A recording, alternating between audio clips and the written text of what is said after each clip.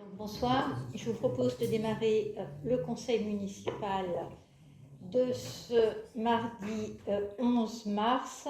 Donc nous avons un certain nombre de pouvoirs. Donc pouvoir de Bernard Noël à Patrick Guérin, pouvoir de Simonetta Resta à Suzanne Char, Pierrette de Noyel à Régis Ménigoz, Pascal Posé à Marina Renucci, François Jacob à Patrick Schillinger et Laurent Choucroune à moi-même. En secrétaire de séance, je vous propose Marina Renucci, si elle et vous en êtes d'accord. Merci Marina. Et donc, comme nous venons d'en discuter, je vous propose de rajouter un point à l'ordre du jour, qui est la tarification pour les exposants qui seraient présents au marché de Noël, au marché nocturne que l'on prévoit d'organiser début juillet. Est-ce que vous êtes d'accord pour l'ajout de ce point à l'ordre du jour? Je vous en remercie. Donc en ce qui concerne l'ordre du jour, donc le compte-rendu du conseil municipal du 3 février 2025, y a-t-il des remarques? Les questions adoptées à l'unanimité. Donc on va donc passer au point important de ce conseil municipal qui est le débat d'orientation budgétaire. Je vais céder la parole à Gisèle Henry.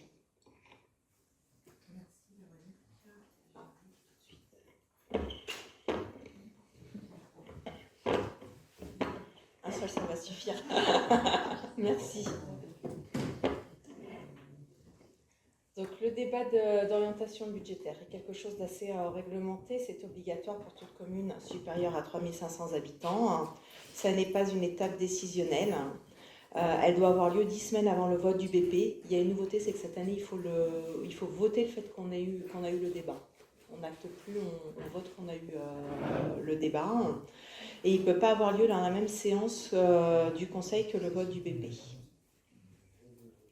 Le contenu du DOP doit contenir le descriptif du contexte économique et des orientations du budget de l'État, l'approche estimative des dépenses et recettes de fonctionnement, la liste des projets et les ressources en investissement, et le volume des impôts locaux et d'emprunts nécessaires à l'équilibre du budget.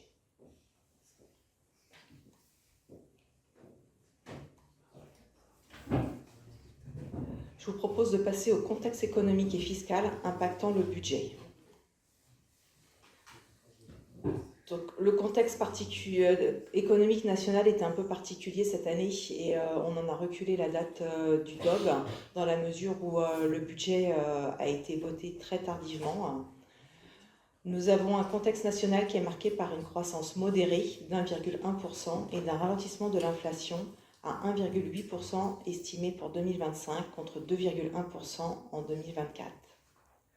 Nous avions un déficit public en 2024 de moins 5,5% du PIB.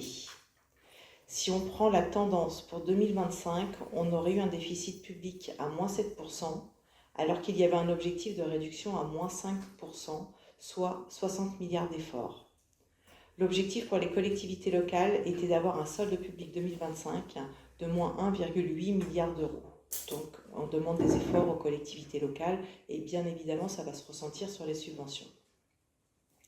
La stratégie de réduction du déficit de l'État repose sur une forte progression des recettes du budget de l'État à travers une croissance des 4 principales recettes qui sont l'impôt sur le revenu, l'impôt sur les sociétés, la taxe intérieure de consommation sur les produits énergétiques et la TVA. De nouvelles mesures fiscales comme l'augmentation forfaitaire de la taxe sur les pylônes, de l'IFER, sur la taxe d'aménagement, celle-ci pourrait nous impacter avec la ferme du Pré et les recettes, si on regarde sur la ferme du Pré, on avait des recettes perçues en 2023 de 13 kg euros, 8 kg euros en 2024 et on aurait 0 prévu en 2025.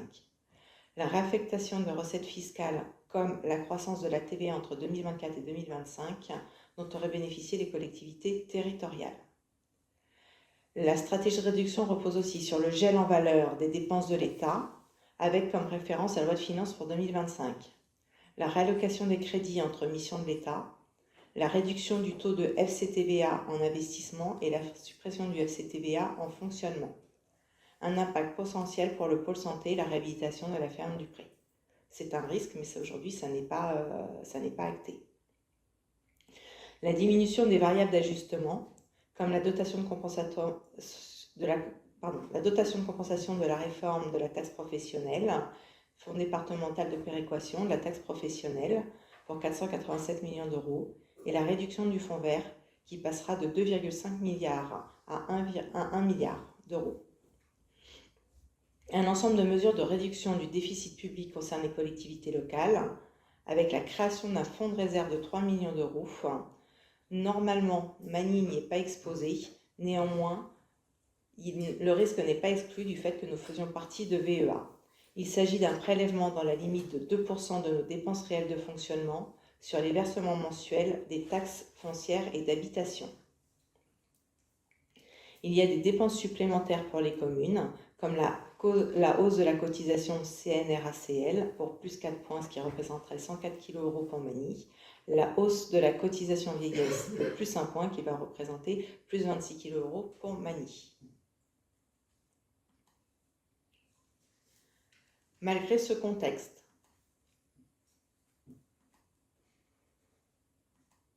Magny a choisi de continuer à faire des investissements tout en rationalisant ses coûts. Donc, nous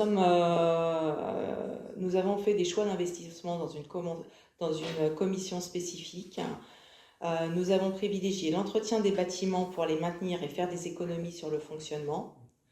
Nous avons mis dans nos axes de priorité la sécurité, avec les investissements dans la vidéoprotection et la police pluricommunale. Et nous avons fait des investissements dans le développement de la ville à travers le pôle santé et à travers la ferme du Pré.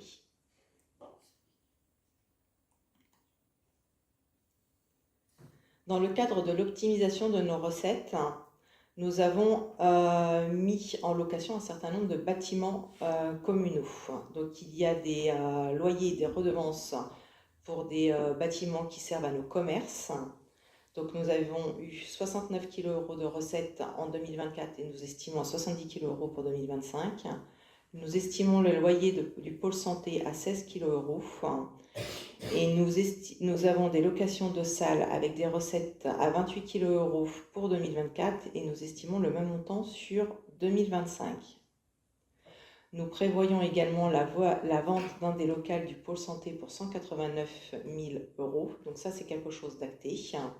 Et après, nous avons des projets futurs. Potentiellement, on pourrait vendre 2 cabinets supplémentaires avec 2 places de parking associées pour 398 000 et 18 000 €. Nous avons également un potentiel de location du pôle santé ferme du Pré-Parent de 60 000 €. Et nous aurions aussi le centre de loisirs en location des Ouistiti, mais qui n'est pas encore estimé. On a un prix moyen pour indicatif de 15 € par mètre carré.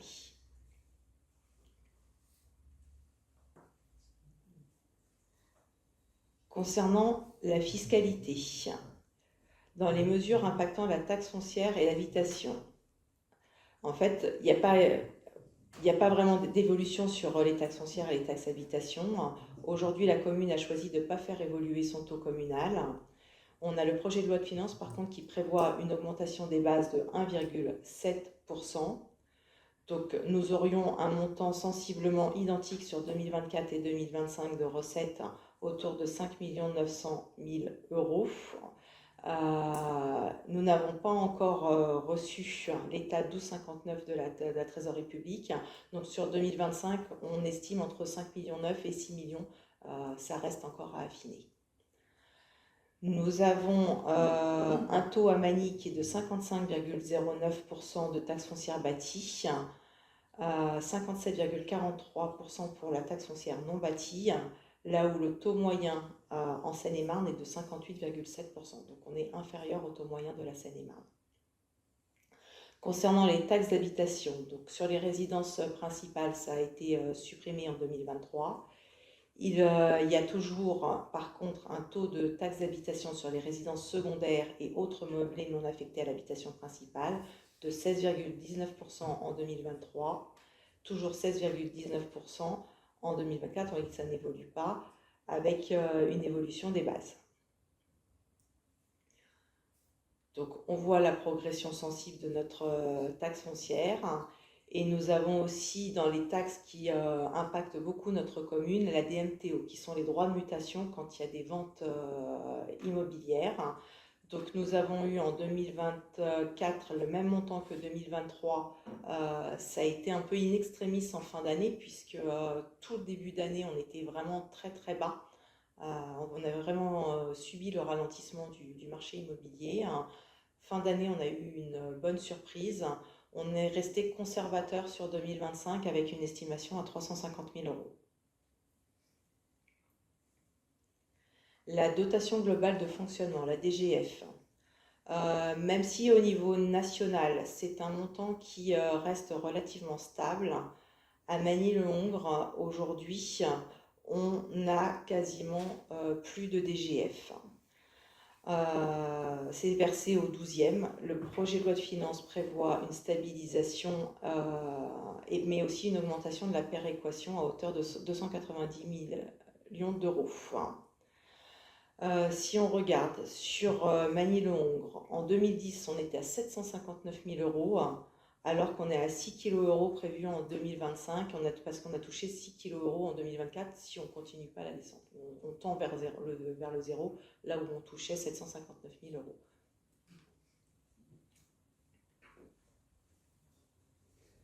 Je vais vous présenter le compte financier unique provisoire 2024. Donc, on n'a plus de compte administratif, compte de gestion. Avec le passage à la M57, maintenant, nous avons un compte unique. Donc, c'est ce qui explique le changement de terme. Minologie. Concernant le compte financier unique, nous avions en 2023 11 187 000 euros. Nous pensons atterrir, mais comme ce n'est pas voté, nous sommes toujours en provisoire. C'est pour ça que vous voyez un CFU provisoire, mais c'est globalement l'atterrissage que nous allons avoir. On va être à 11 362 000 euros. On voit un taux de réalisation totale de 80%, mais qui inclut la réserve. Donc pour regarder un peu plus finement, sur les charges de personnel, on a un taux de réalisation de 98%, donc on est très fiable entre la prévision et le réalisé. Sur notre poste principal de dépenses après les charges de personnel, donc les charges à caractère général, on a un taux de réalisation à 88%. Donc on est à plus de 75% de nos budgets avec ces deux postes. Donc 88% parce que les services ne réalisent en général pas l'intégralité des dépenses qui sont estimées. On est toujours dans la recherche de l'optimisation et c'est normal qu'il y ait une petite marge de sécurité quand même qui soit prise parce qu'il ne faut pas se retrouver en fin d'année avec l'impossibilité de couvrir nos dépenses, notamment énergétiques, toutes les restaurations, etc. Si on regarde 2024 par rapport à 2023, les principales évolutions. Dans les charges à caractère général, on fait moins 92 kg euros. Donc avec moins 183 kg, donc il y a des plus et des moins. Sur les services techniques, on fait moins 183 kg euros pour les plus gros postes. Par contre, sur le périscolaire, on a plus 73 kg euros, principalement impacté par une augmentation de la restauration scolaire. C'est vrai que cette année, on a été très économe au niveau énergétique grâce à tous les investissements qui ont été faits aussi par la commune. Sur les charges de personnel, on est à plus 130 kg euros, impacté par des heures supplémentaires, les 2 tours d'élection, des remplacements d'agents et des augmentations du SMIC, qui est un choix que nous avons fait sur la prime du pouvoir d'achat. Nous avons plus 50 kg euros sur les autres charges de gestion courante, avec notamment un poste indemnisation des denrées. Donc nous avions pris une provision suite à un recours de notre ancien prestataire. Nous avons fait une reprise de provision suite à une négociation qui est à notre avantage et qui dégage ces 34 kg euros. Nous avons en charge financière moins 5 kg euros, donc sur des intérêts. En charge exceptionnelle, moins 10 kg euros. Dotation en provision, plus 61 kg euros. Donc la provision sur les denrées, c'est lié à ce que je disais juste avant. Des opérations comptables pour plus 41 kg euros. Si on regarde la ventilation de nos dépenses de personnel, on voit que le poste le plus important, on a nos ressources, notre personnel, est à 36% associé à des dépenses liées aux écoles, centres, ados et restauration. Donc la jeunesse a un poids important dans notre budget de personnel. Nous avons ensuite la petite enfance pour 1 million d'euros. Et proche aussi d'1 million, nous avons tout ce qui est espace vert, voirie, aménagement urbain et toute la partie non ventilable, donc liée un peu à l'administration sur la direction des services, des finances, les ressources humaines, les assurances et visites médicales.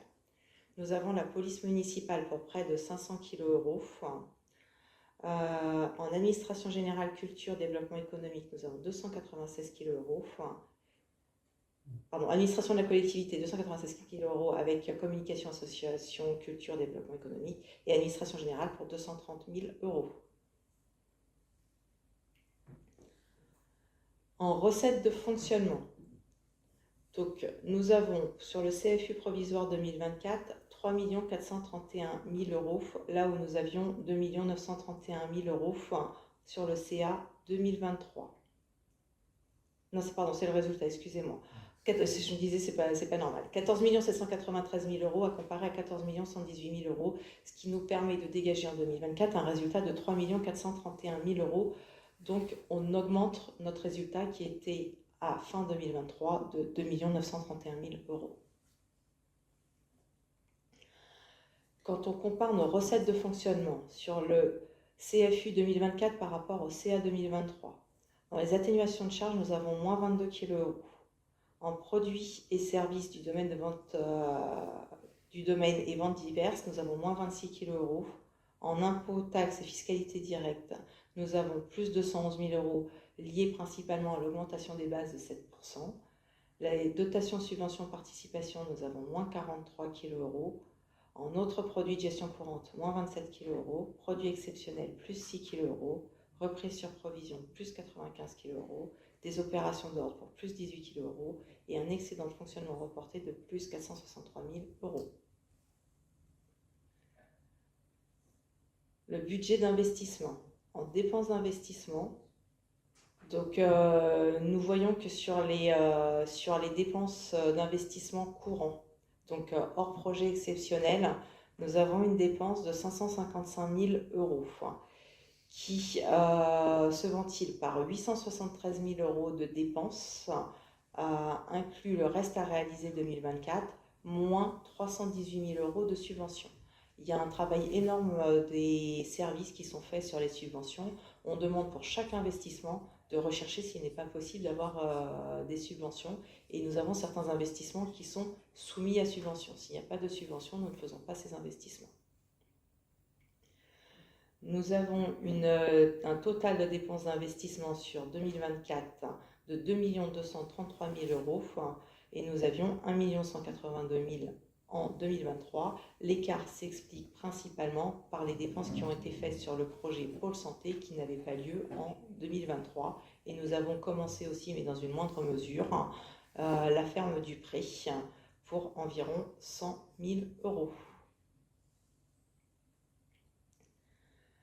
Nos principales dépenses d'investissement ont été faites sur les bâtiments et en informatique pour 1 168 000 euros, dont 118 000 euros pour la ferme du Pré, 932 000 euros pour l'acquisition du pôle santé, 16 000 euros pour l'église, 41 000 euros sur les groupes scolaires, 34 000 euros de serrures connectées, 34 000 euros de matériel informatique et 25 000 euros en divers. Nous avons 7 000 euros alloués à l'éclairage public, 45 000 euros sur la voirie et les espaces verts, 13 000 euros sur la direction enfance-jeunesse pour les équipements des écoles et des centres de loisirs, 8 000 euros pour les marchés publics, 63 000 euros de dépenses imprévues sur des réfections de voirie, sur tout ce qui a été matériel à remplacer, des peintures qui n'étaient pas prévues. Et nous avons 47 000 euros en divers, avec du matériel pour la police municipale, des rétrocessions, du matériel de sport comme le street workout qu'aujourd'hui vous avez dû voir, l'aménagement de postes de travail. Et 253 000 euros de reste à réaliser 2023 avec principalement des LED et la chaudière, semaille, le véhicule électrique de l'APM. Sur nos recettes d'investissement, nous avons en 2024 4 205 000 euros à comparer en 2023 à 3 789 000 euros. Nous avions un résultat en 2023 de 2 607 000 euros. Nous diminuons ce résultat en 2024 à 1 972 000 euros, ce qui est normal puisque en fait nous autofinançons nos gros projets. Nous n'avons pas fait d'emprunt pour le pôle santé ou pour la ferme du Pré. Nous avions une somme en réserve pour réaliser ces projets. Donc nous consommons ce résultat pour la réalisation de nos grands projets. Les principales recettes que nous avons sont les amortissements pour 966 000 euros, des dotations et fonds divers de réserve pour 115 000 euros, dont 107 000 euros de FCTVA, des subventions du département pour la réhabilitation de la ferme du Pré pour 180 000 euros, d'autres subventions pour 24 000 euros, avec notamment pour les caméras piétons et l'éclairage des passages piétons Pierrot LED.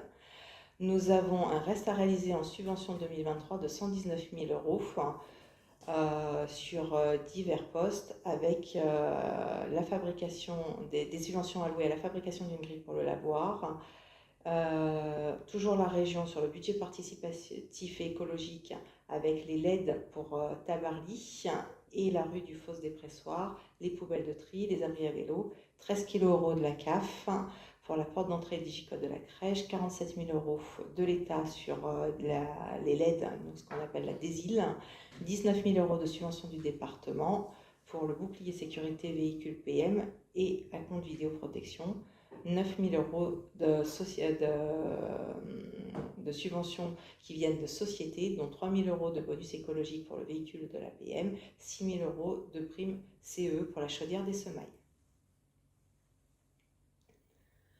Donc quand on fait le bilan du CFU provisoire 2024, en fonctionnement, en recettes, nous avons 11 862 000 euros, en dépenses 11 362 000 euros, donc il y a des arrondis qui sont faits, c'est pour ça que tout à l'heure vous aviez 463 000 et là vous voyez 500 000 euros, un excédent reporté pour 2 931 000 euros, ce qui fait un excédent total en 2024 de 3 431 000 euros. En investissement, nous avons en recette 1 599 000 euros, en dépenses 2 233 000 euros, soit un déficit pour l'année 2024 de 634 000 euros. Nous avions un excédent reporté de 2 607 000 euros, donc hors reste à réaliser, nous avons un excédent de 1 973 000 euros. À cela s'ajoutent les restes à réaliser, 175 000 euros en recettes, 297 000 euros en dépenses, soit un déficit supplémentaire de 122 000 euros, soit un excédent final 2024 de 1 851 000 euros. Nous réduisons l'excédent, comme je vous l'ai dit tout à l'heure, lié au démarrage des grands projets. Concernant l'évolution du résultat entre 2020 et 2024, donc nous avons vu que sur le résultat de fonctionnement reporté, nous augmentons notre résultat un petit peu chaque année de façon raisonnable, pas démesurée. Et nous avons par contre le résultat d'investissement reporté qui lui décroît depuis le démarrage de nos grands projets, donc 2024. Concernant les recettes des subventions d'investissement, donc on a voulu faire un focus sur ces recettes de subventions. Aujourd'hui, c'est devenu une vraie politique dans nos investissements. Comme je vous l'ai dit tout à l'heure, il y a une recherche systématique d'investissement qui est mise en place pour nos nouveaux investissements et certains investissements conditionnés à des subventions.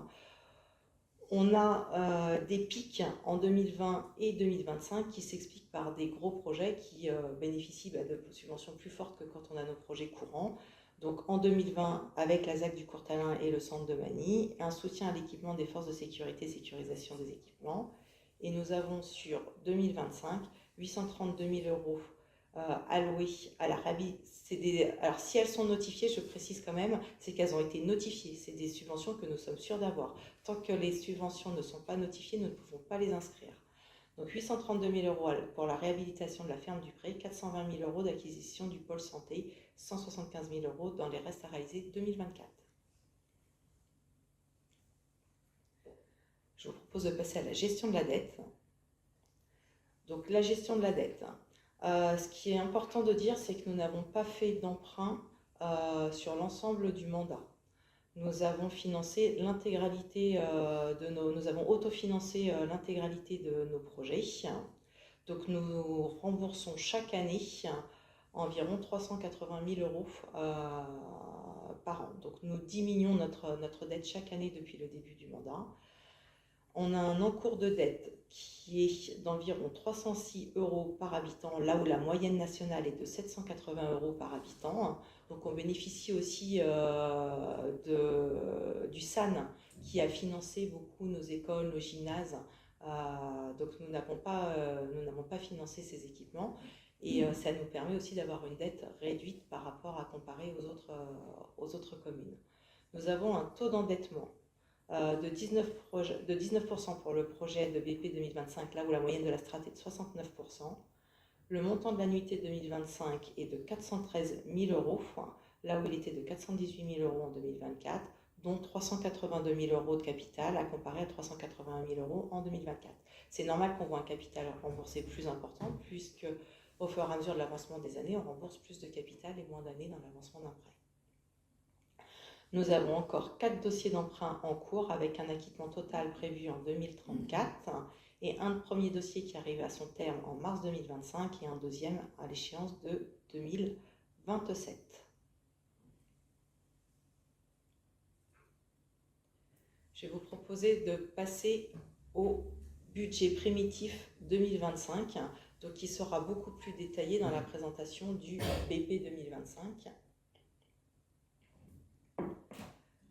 Dans le cadre du BP 2025, nous prévoyons en dépenses de fonctionnement 14 764 000 euros, à comparer au CFU 2024 de 11 362 000 euros et au budget final 2024 de 14 184 000 euros. C'est important de prendre ces deux chiffres en considération, puisque quand on fait un BP, on n'a pas le droit d'estimer un taux de réalisation. Donc on prend un taux de réalisation de 100%. Alors qu'on voit bien qu'au final, dans un compte d'administration, on est sur un taux de réalisation qui était à peu près 88% sur les charges ou 80% avec l'enveloppe de réserve. Donc si on enlève ne serait-ce que les 12% qu'on avait, on retombe sur les chiffres à peu près du CFU 2024. Donc cette augmentation par rapport au CFU 2024 n'est absolument pas inquiétante. On est dans les mêmes ordres de grandeur que les autres années. On a une évolution par rapport BP 2025 par rapport au budget final 2024 de 4,1% et on a une évolution du budget 2025 par rapport par rapport au CFU 2024 de 13,9%. On voit que l'évolution est principalement liée aux charges à caractère général et aux dépenses de personnel.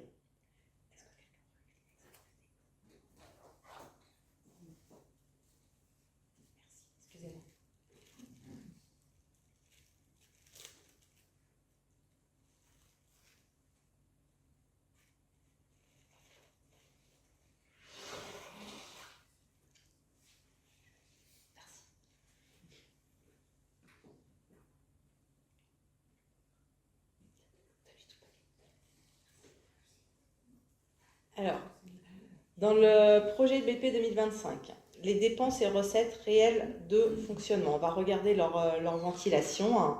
Donc, si on prend tout d'abord les dépenses de 13 622 000 euros, on voit que nous avons 3 450 000 pour l'école et les centres de restauration. Nous avons ensuite 3 326 000 euros non ventilables pour l'administration de la collectivité, la communication, les associations. Nous avons 1 254 000 euros en petite enfance, 1 143 000 euros pour autres fêtes et cérémonies, culture, sport et jeunesse, action économique, CCAS senior. Nous avons 1 175 000 € pour les services communs des techniques, 682 000 € pour voirie, espaces verts, aménagement urbain, développement durable, 775 000 € pour la police municipale et nous avons également une réserve de 1 825 000 €. Concernant les recettes, donc environ la moitié de nos recettes sont liées aux taxes foncières et habitations, pour près de 6 millions d'euros. Nous avons ensuite en deuxième poste cette dotation de VEA qui vient pour 2 269 000 € supporter notre projet, notre budget, pardon. Vente et prestations de services pour 1 197 000 €. Après, nous avons des participations de la CAF et la MSA pour 632 000 €, d'autres participations pour 223 000 €, autres produits exceptionnels pour 292 000 €, autres taxes, dont la DMTO pour 575 000 €, principalement d'ailleurs la DMTO.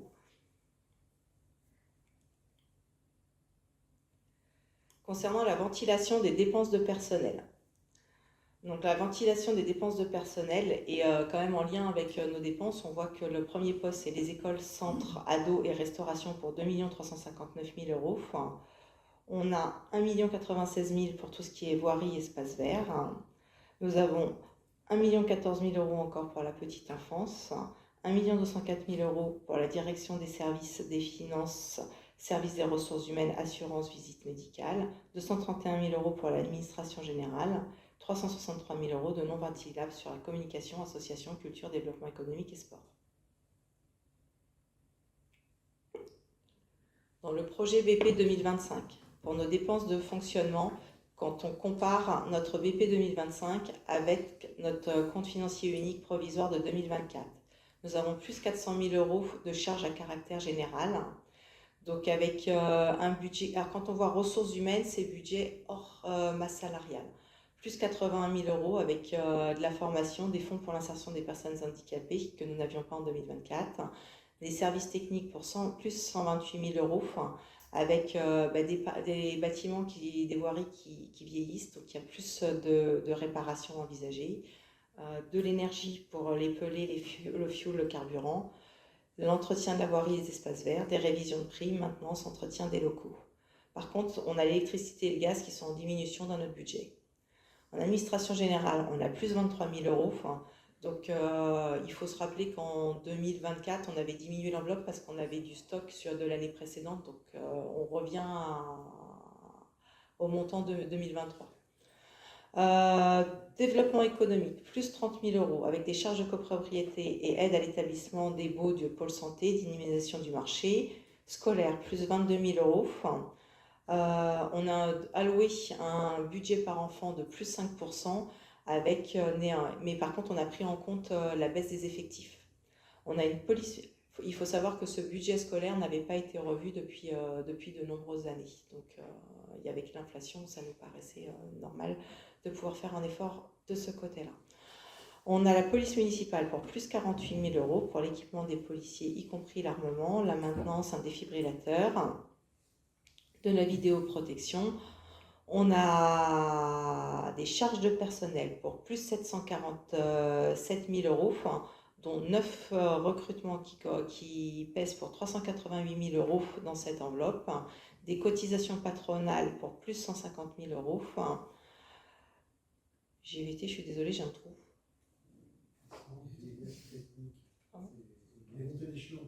Ah oui, les changements d'échelon pour 129 000 €. Le recensement en perte d'emploi, congé bonifié, 70 000 €. L'augmentation du CIA, qui lui n'a pas d'impact, puisque l'année dernière, nous avions pour le même montant approximativement la prime du pouvoir d'achat. On a aujourd'hui dans notre budget le FPIC pour plus 300 000 €. Normalement, VEA devrait le prendre en charge, comme ça a été le cas pour les 2 années précédentes. Néanmoins, tant que ce n'est pas notifié côté VEA, nous restons prudents et c'est une obligation que nous avons aussi de l'inscrire. Nous avons en amortissement des immobilisations plus 176 000 €, qui est une augmentation linéaire liée à nos dépenses d'investissement. Et nous avons une provision pour risque de moins 51 000 €, puisque nous n'aurons plus notamment le risque d'indemnité lié aux denrées, à la réclamation qui nous a été faite par notre précédent prestataires. En recettes de fonctionnement, donc nous avons au BP 2025 14 764 000 euros, à comparer à 14 793 000 euros dans notre CFU 2024 et 14 184 000 euros au budget final. Donc on voit qu'on est assez stable et on voit que là, contrairement aux dépenses, on n'a pas ce phénomène de pourcentage de réalisation. Entre le budget final et le CFU, on a des montants qui sont quand même très proches. Nous estimons un résultat provisoire de fonctionnement de 1 825 000 euros, à comparer à 3 431 000 en 2024, mais rappelez-vous, sous réserve, c'est des montants qui prennent en considération un taux de réalisation de 100%. Donc si on enlève ne serait-ce que 10% à 14 millions, on a moins 1,4 million. 1,8 million plus 1,4 million, on a 3,2 millions. On est déjà rien qu'avec 10% dans l'ordre de grandeur et aujourd'hui on est plutôt à 80-85% de taux de réalisation. Donc on est, le budget 2025 est plutôt rassurant.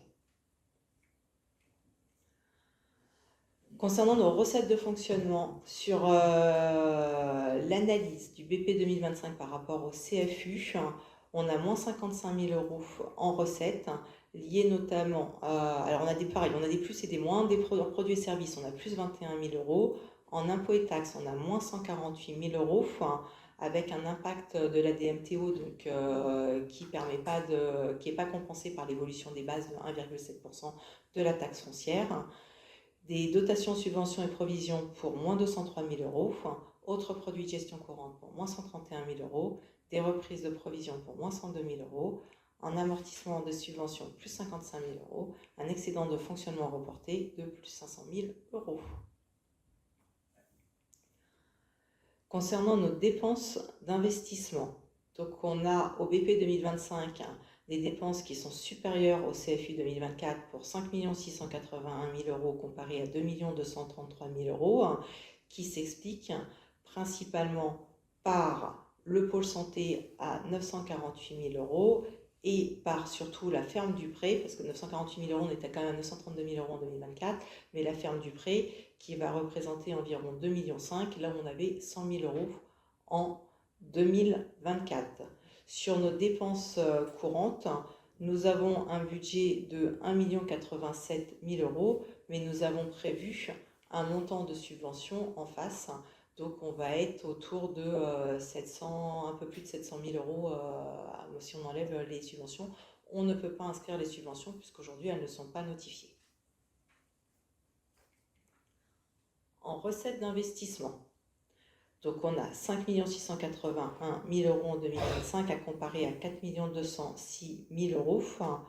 Nous avions 1 973 000 euros de résultats 2024. Aujourd'hui, on affiche 0 en 2025.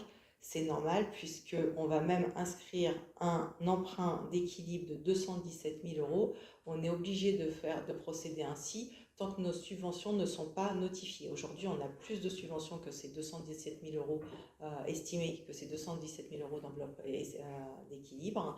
C'est juste des inscriptions comptables. On n'a pas prévu de faire d'emprunt à l'échelle de la commune pour payer les investissements qui sont prévus à l'échelle de 2025.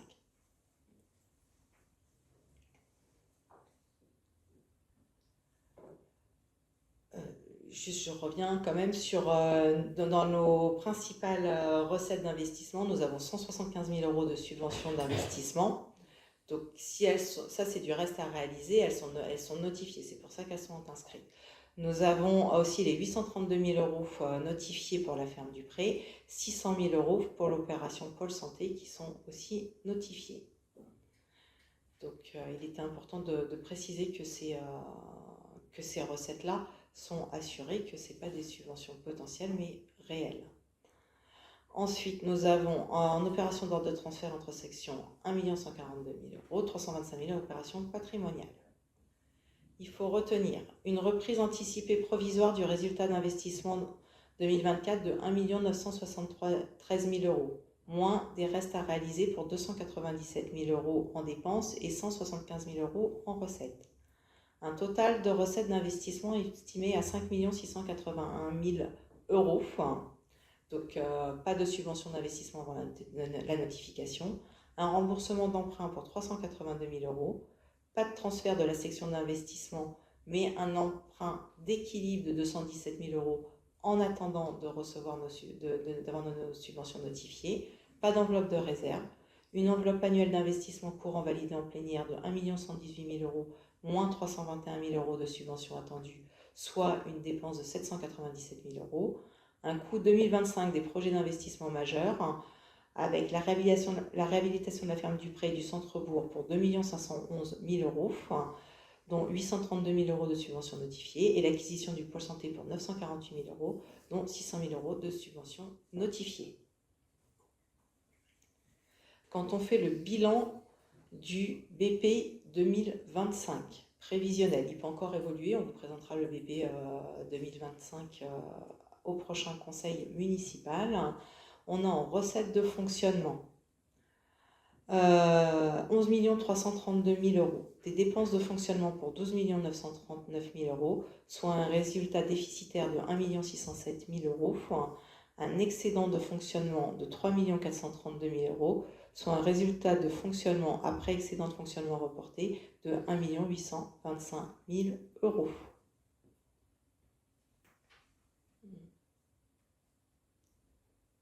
Ensuite, nous avons en section d'investissement des recettes d'investissement pour 3 708 000 €, des dépenses pour 5 681 000 €, soit un résultat d'investissement déficitaire de 1 973 000 €, et 0 € de résultat d'investissement reporté.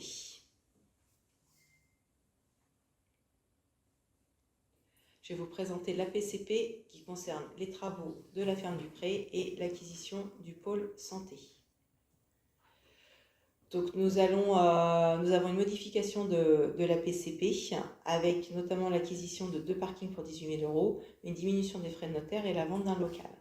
Nous avions une APCP initiale en dépense de 1 873 000 € qui n'évolue pas beaucoup, qui passe à 1 880 000 € et des recettes de 734 000 € qui, elles, par contre, qui sont largement augmentées puisqu'elles passent à 1 248 000 €. Nous avons la répartition annuelle qui est modifiée. Nous avons aussi inclus la vente du local pour 189 000 €. Les différents fonds de concours que nous avons et également ceux qui sont estimés, soit un financement pour Magny-le-Hongre de 632 000 €, là où nous avions 932 000 € estimés l'année dernière, grâce aux recettes supplémentaires. Donc nous avons prévu sur 2025 un coût de 21 000 € où nous avions 932 000 € en 2024 pour le projet du pôle santé, et nous avons un remboursement de 321 000 € en 2026 grâce aux subventions que nous allons toucher sur ce projet. Donc plus de dépenses, mais par contre des subventions à venir en 2026. Concernant la ferme du Pré, nous avons exclu la partie VEA de la phase 3, donc qui va être financée par VEA. Nous avions en dépenses estimées 3 303 000 € et nous passons à 2 877 000 €. Nous avions en recettes 1 13 000 € et nous passons à 1 502 000 €. Donc moins de dépenses et plus de recettes sur ce projet. Un financement total pour Magny-le-Hongre de 1 375 000 € alors qu'il était envisagé 2 290 000 €. Nous avons, avec l'avance de subvention du département que nous avons touché en 2024, un moins 63 000 € pour Magny. En 2025, nous allons avoir un coût de 1 675 000 € et ensuite, avec les subventions, en 2026 et 2027 estimés, nous aurons un remboursement de 204 000 € et 33 000 €. Je vous propose de passer aux prospectives 2025-2028.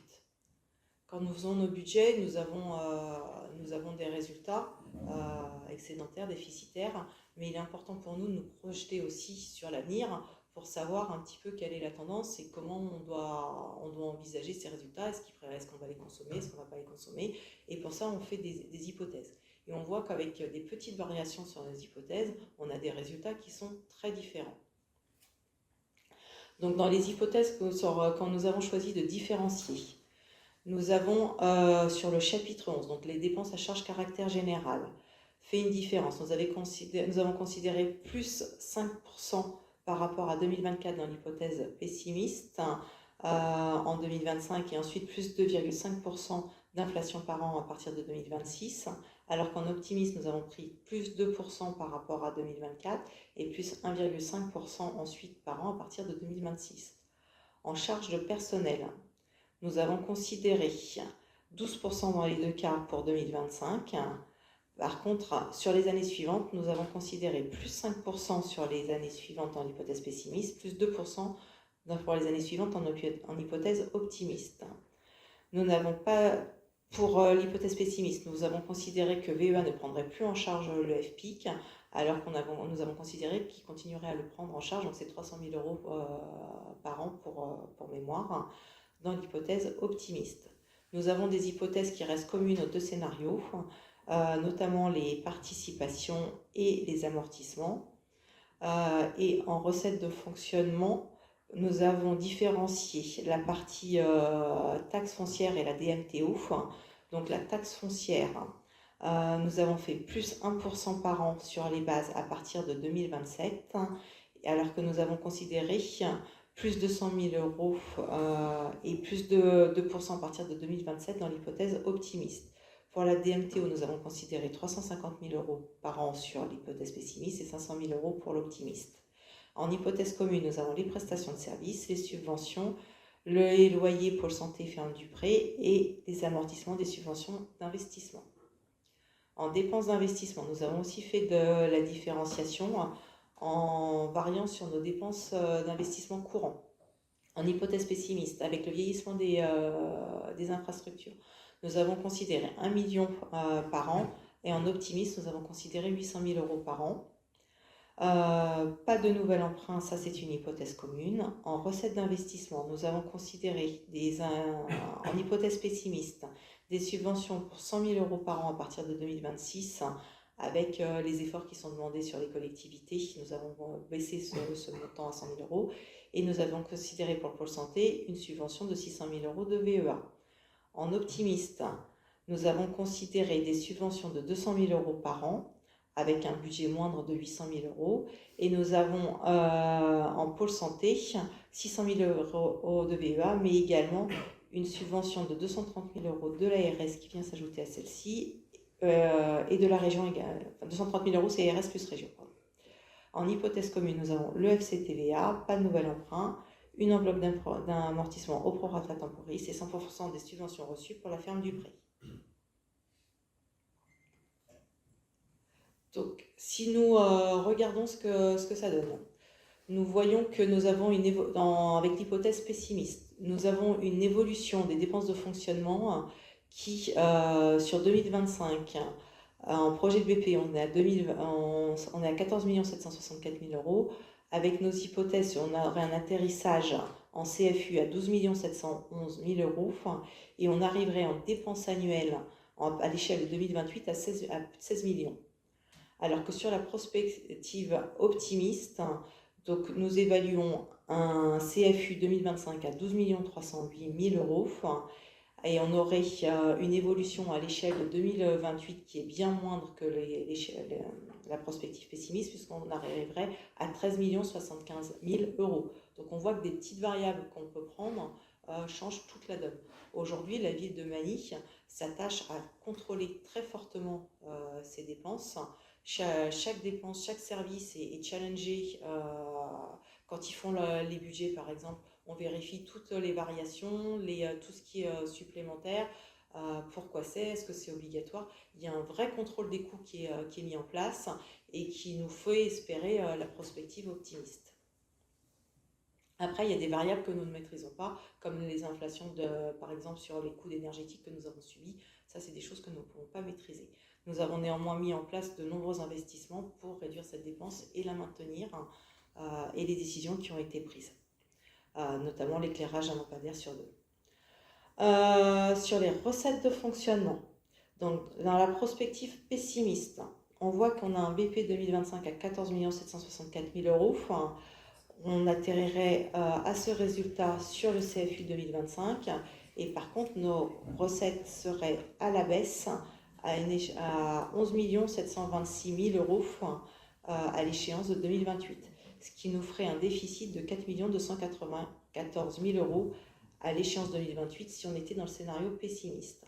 Et on voit par contre que sur la prospective optimiste, sans augmenter les impôts, on arriverait encore à équilibrer notre budget à l'échéance de 2028, par contre en consommant notre budget. Donc on voit que la tendance est quand même à la consommation de l'excédent de fonctionnement que nous avons, et donc nous avons tout intérêt à être très prudents et à ne pas le dépenser, cet excédent, pour faire face aux années futures. Concernant les prospectives en dépenses d'investissement, donc, nous avons en projet de BP 2025 5 681 000 euros avec l'hypothèse pessimiste. Alors, sur l'investissement, on a vu qu'on avait des gros investissements comme la ferme du Pré, comme le pôle santé. Donc, ce n'est pas du tout aussi linéaire qu'un budget de fonctionnement. Les montants peuvent varier à grande échelle juste par rapport au projet que nous avons. Mais nous voyons que nous avons 5 676 000 euros à l'échelle de 2025 et nous arrivons sur 2028 à des budgets qui tournent autour de 2,2 millions à partir de 2026, une fois qu'on a terminé nos gros projets.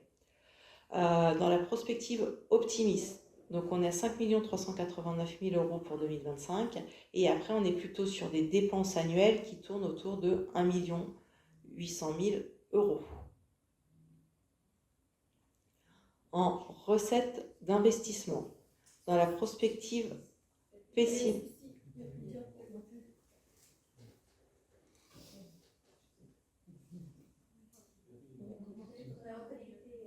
Il n'y a plus de... C'était trop long.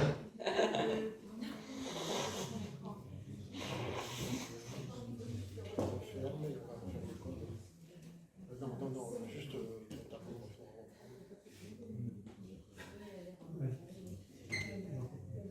Le code est là. Je te laisse le nom. 4451.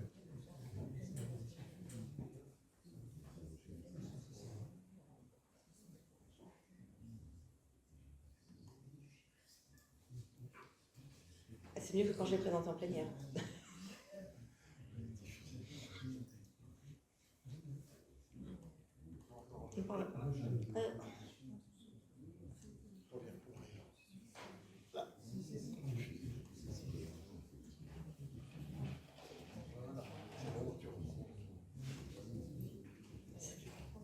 C'était une petite pause pour moi.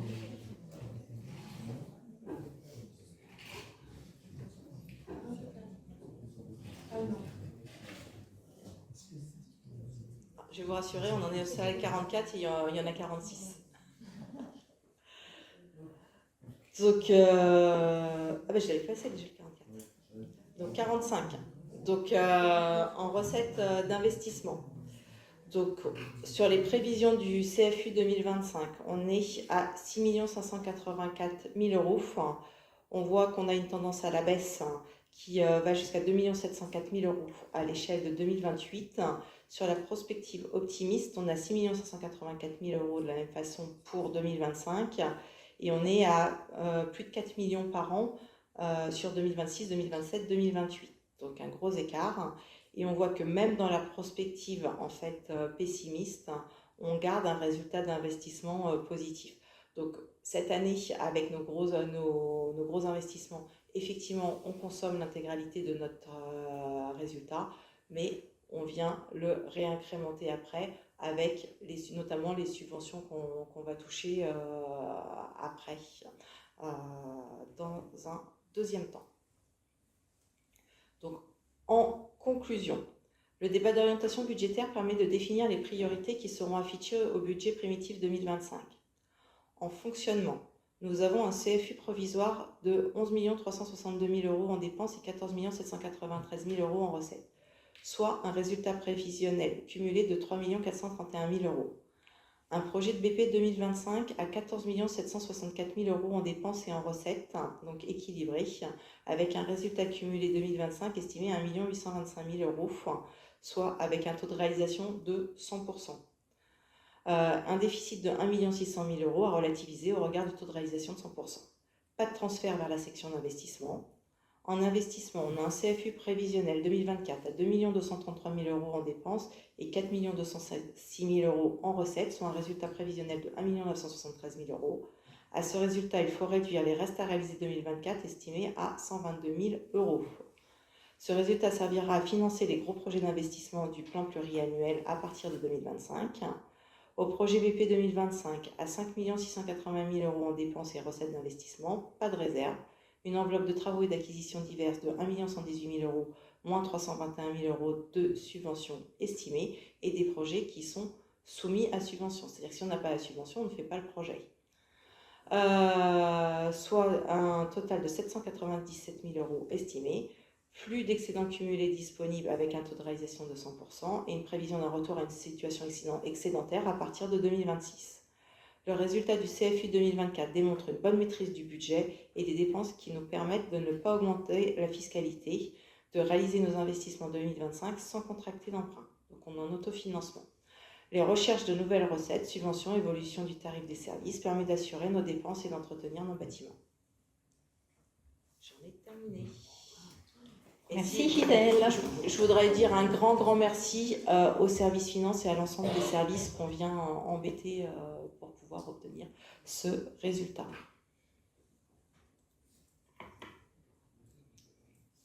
Donc, par rapport à cette présentation qui fait l'objet d'un débat, donc je vous laisserai évoquer les points que vous souhaitez.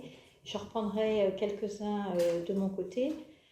Tout d'abord, vous rappelez que depuis que nous avons été élus en 2020, donc la réserve en fonctionnement qui était de 752 000 euros est passée aujourd'hui à 3,4 millions, c'est-à-dire qu'on a 2,7 millions d'euros de plus en réserve en fonctionnement.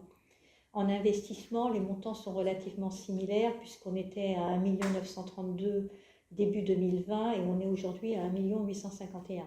Cela s'explique notamment par les premières dépenses qui ont eu lieu, notamment pour la ferme du Pré et pour le pôle médical, comme ça vous a été expliqué.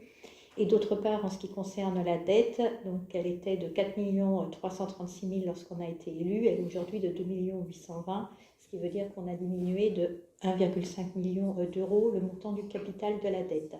Donc en gros, quelque part, on a amélioré les finances communales d'un peu plus de 4 millions d'euros sur ces 5 dernières années. C'est vrai que ça va être grévé d'à peu près 1,5 million l'année prochaine puisque les grandes dépenses pour la ferme du Pré et le pôle médical vont avoir lieu, mais néanmoins le bilan financier global restera positif. Cela est dû aux différents efforts que nous avons réalisés par rapport à une situation économique qui a été compliquée. Je ne reviendrai pas sur l'inflation, l'envolée des prix de l'énergie, l'augmentation également de tous les tarifs, et notamment par exemple celui de la restauration. On l'a vu qui nous a impacté à hauteur de près de 100 000 euros cette année. On le sait pertinemment, il suffit d'écouter les informations. L'aide de l'État ne va pas aller en augmentant.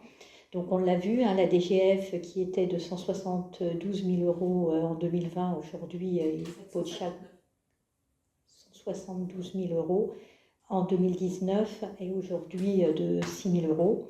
Les subventions, effectivement, on a eu un certain nombre de notifiés pour de grands projets et c'est tant mieux, mais on sait, et on a déjà la nouvelle, notamment par exemple pour la crèche dès 2025 et encore plus en 2026, elles vont diminuer et les prélèvements et les cotisations vont cesser d'augmenter. On l'a vu notamment sur tout ce qui est retraite, on le voit par exemple sur le FCTVA, l'État a un certain nombre de mesures relativement indolores pour les particuliers, mais plus douloureuses pour les collectivités, puisque ce sont des petites reversions qui vont diminuer, mais qui au total feront un cumul relativement important.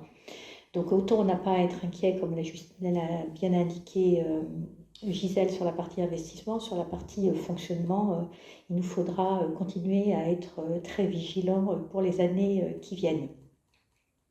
Je voudrais également rajouter qu'on a fait un très gros effort sur le suivi de la dette des familles, notamment pour le prix scolaire, où aujourd'hui le montant qui est dû par les familles a énormément diminué, notamment par la mise en place de la tarification cantine à 1 euro pour la tranche du deuxième quotient familial.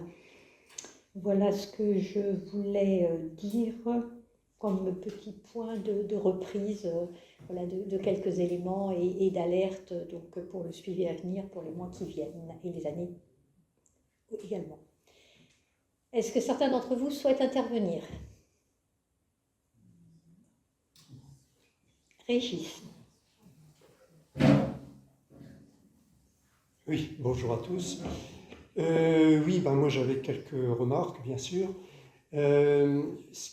Pour 2025, on n'aura pas de problème particulier. On vient de le voir, les perspectives nous le montrent. Là où je suis plus inquiet, c'est sur les années suivantes, où là, le manque de réserve suffisante, je dirais, que l'on a actuellement, risque de nous mettre dans le rouge, les perspectives pessimistes. Et comme Gisèle l'a dit, ces variations peuvent être très importantes pour un tout petit delta de pourcentage. Ça amène de grosses différences en termes de valeur. Donc on va, par exemple, pour le budget de fonctionnement, en 2028, on va de moins 4 millions à peu près à 0 dans la prospective optimiste. Donc pour 2025, pas de souci, mais pour la suite, c'est plus inquiétant. Et pour 2020, pour limiter ces problèmes en 2028, là je suis inquiet sur des décisions qui sont prises dès 2025. Par exemple, il y a une augmentation de 747 000 euros du personnel, des frais de la masse salariale. Ça représente autant que l'APM, ou ça représente autant que tout ce qui est espace vert, développement durable, voirie, etc.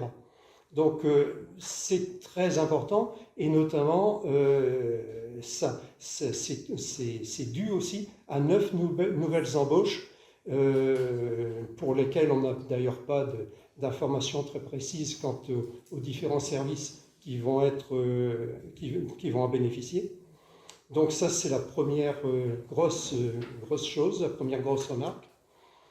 On a également ce qu'on pourra remarquer pour la prochaine fois, d'ailleurs je remercie Gisèle, puisque dans les réunions préparatoires, j'avais demandé à ce qu'on puisse avoir les montants de la partie personnelle, de la masse salariale dans les différents services. Donc il y a les deux camemberts qui sont apparus sur la présentation, merci.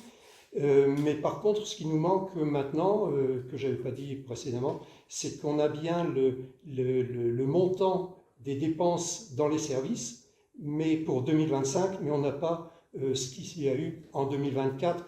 Et effectivement, c'est encore le CFU provisoire, mais disons qu'en CFU provisoire, ça nous aurait permis de voir quelle est l'évolution globale par service, l'évolution des dépenses.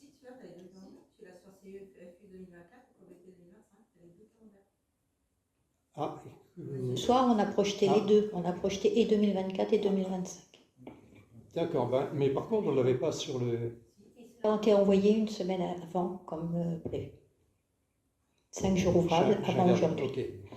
Bon, donc, enfin, ça c'est surtout pour voir et pour pouvoir débattre éventuellement effectivement, de l'évolution et des orientations à prendre. Ça, c'était la première remarque. Donc, ces 9 embauches-là qui me chiffonnent un petit peu, et surtout si ce sont des embauches d'agents en contractuel, pour lesquels, disons, il y aura des augmentations de charges au fil des années qui ont été prévues, j'entends bien, mais en 2028, ça commence à devenir problématique. Alors, je voudrais ajouter quand même une précision par rapport à ce que tu as dit. Tout à l'heure, tu as parlé de 747 000 euros que tu as mis en face des 9 recrutements. Oui, c'est 388 000 pour une nouvelle embauche, et le reste, c'est une augmentation de charges. Voilà. C'est ça. Les 747 000 euros, c'est pour l'intégralité des charges de personnel, dont des dépenses obligatoires. Les 9 recrutements représentent 388 000 euros. Tout à fait. Ceci étant, les augmentations de charges s'appliquent aussi sur les nouveaux entrants, donc ça n'est pas que 388 000 à terme. Donc voilà, ça c'était pour les premières remarques. Après, j'avais remarqué aussi qu'on a une évolution des produits et des services qui est de l'ordre de 1,8% d'augmentation.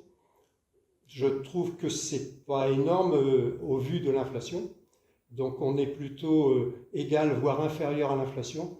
Donc ça, c'est également une piste de recettes supplémentaires à envisager.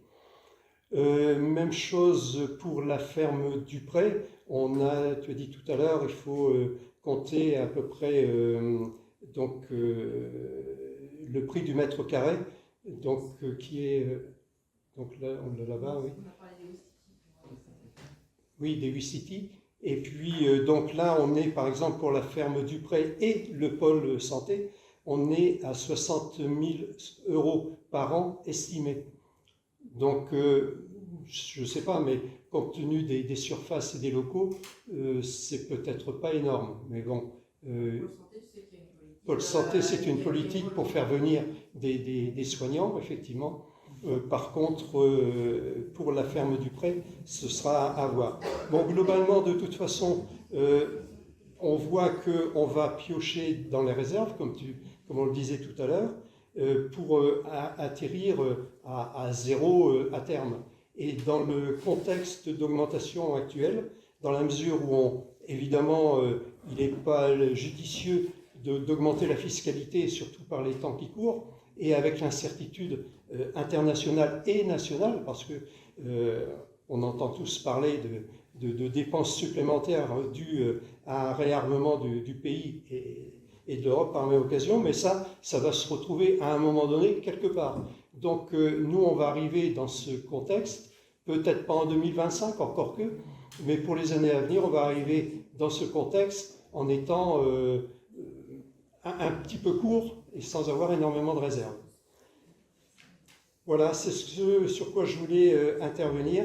Donc, ce qui serait bien, effectivement, comme Madame le maire l'a dit, c'est d'être très vigilant sur les dépenses de fonctionnement, et voir éventuellement à réduire la voilure, plutôt que de faire comme notre gouvernement, c'est-à-dire quand il y a des problèmes de budget, on pense plus à taxer et à chercher de l'argent plutôt qu'à réduire les frais.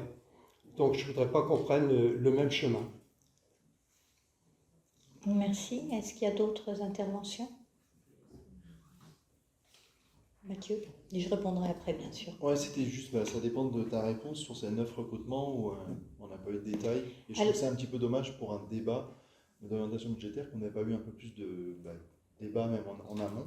Parce qu'on ne sait pas, on nous parle de 5 personnes pour la police municipale, je fais partie de la commission de sécurité, je ne suis pas au courant. Je trouve ça dommage. Tu n'étais peut-être pas à la plénière qui a préparé cette réunion? Si. On a évoqué en fait les différents postes, donc moi je vais vous les indiquer. Donc il y a déjà un certain nombre de postes qui sont ouverts et qui étaient déjà ouverts sur 2024, donc qui continuent à l'être sur 2025. C'est notamment donc la seconde personne aux finances qu'on n'a toujours pas recrutée, puisque comme vous le savez, Séverine est en fait la numéro 2, notre directrice actuelle, depuis le départ de Lily. On a le recrutement qui est ouvert actuellement sur le poste d'état civil, donc on a un reconduit pour l'année prochaine, mais effectivement, puisque le poste a été ouvert toute l'année 2024, il ne figure pas sur les dépenses 2024. Et ensuite, on a 2 postes au service technique. On a un poste qui est celui qui remplace le directeur adjoint qui est parti. Et on a également un poste au niveau de la voirie qui est justifié par l'augmentation en fait, des demandes d'entretien, puisque notre patrimoine et notre voirie vieillissent, et d'autre part on a un certain nombre de bâtiments qui ont été livrés et donc qui justifient davantage de besoins en voirie. Les 5 autres postes sont des postes de la police municipale. 2 d'entre eux étaient déjà à pourvoir en 2024. En fait, ils ont été pourvus, après ils sont partis, etc. Donc il y a 2 postes supplémentaires qui sont les 2 postes qui étaient déjà ouverts. Et on a ouvert 3 postes, 2 postes de policiers municipaux et 1 poste de secrétaire, en lien avec la pluricommunale, sachant qu'en face, on aura des recettes de la pluricommunale, mais que ces recettes, aujourd'hui, on ne peut pas les inscrire au budget. On a une idée à peu près du montant Un montant de policier municipal, ça doit être à peu près 50 000 euros à l'année. Donc 3 policiers municipaux, ça fait 150 000. Enfin, pardon, ça fait 4 policiers municipaux, donc ça fait à peu près 200 000. La secrétaire, on va tourner autour de 40-50 000. Et puis le reste, c'est pour les postes de services techniques, finances, état civil que j'ai évoqués précédemment. Donc en fait, en vraie création de postes, finalement, on a les 3 postes de la PM et le poste voirie. Et sur cette police mutualisée, on estime qu'on aura un retour, un financement à quelle hauteur? À partir du moment où on commencera effectivement à la mettre en place. Donc pour l'instant, il y a une démarche qui a été faite par les 4 maires concernés de rencontrer donc le sous-préfet pour valider certains points de la convention, notamment parce qu'on travaillerait avec des communes qui sont en zone gendarmerie. Donc les questions qu'on avait ont été levées. Aujourd'hui, on est sur l'écriture des besoins et du nombre d'heures. Un taux horaire a été communiqué à ces communes qui englobe le prix donc, de nos agents ainsi qu'un prorata du matériel qu'ils utilisent, y compris bien sûr les temps de formation, les congés, etc. Et donc la convention devrait être finalisée sur fin mars. On se voit d'ailleurs jeudi de cette semaine, l'ensemble des maires, pour finaliser la convention. Elle devra ensuite être signée par la préfecture et par le procureur. Et ensuite, donc, le déploiement de la police municipale de Magny pourra être acté sur les autres communes par leurs conseils municipaux. On l'espère avant l'été, normalement, pour une mise en place courant été 2025.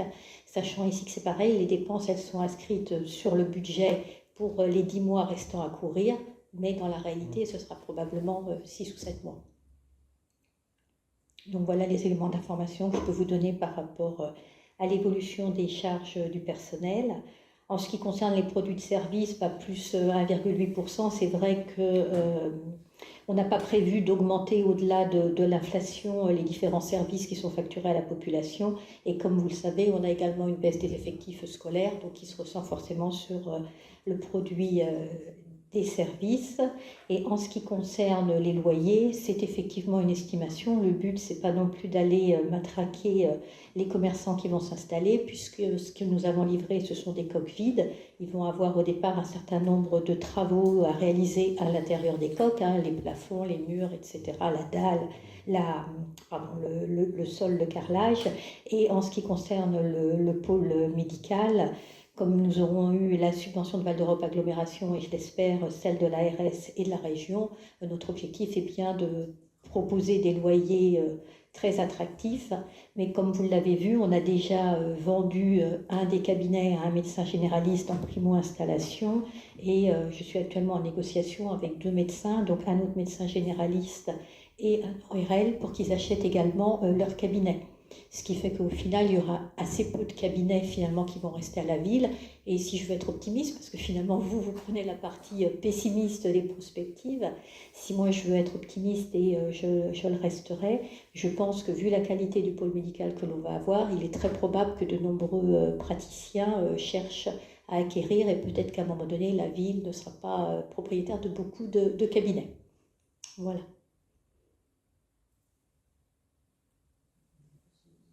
Bon, je rappelle également que lors de toutes les réunions que l'on a, que ce soit la commission finance, les pinières et autres, les questions ouvertes obtiennent toute une réponse.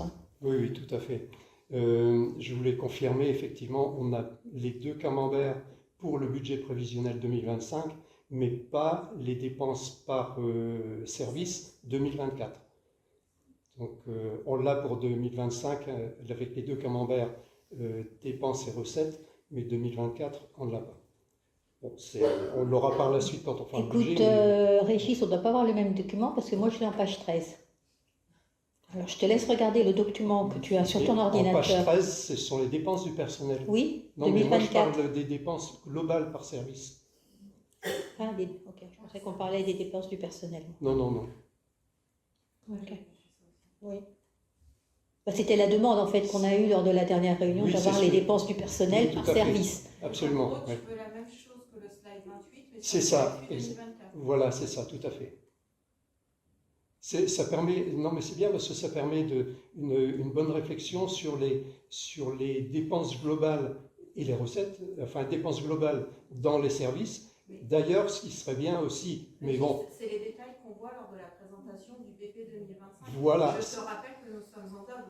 Il est bien précisé d'ailleurs à l'introduction du DOB que nous voyons les grosses masses. On ne rentre pas du tout dans le détail. C'est ce qui est prévu pour le budget. Tout à fait, oui, bah c'est ce que j'allais dire. Donc c'est quelque chose que l'on verra dans la discussion du budget. Et donc, bon, enfin, je ne m'étends pas plus longtemps là-dessus, on verra ça par la suite.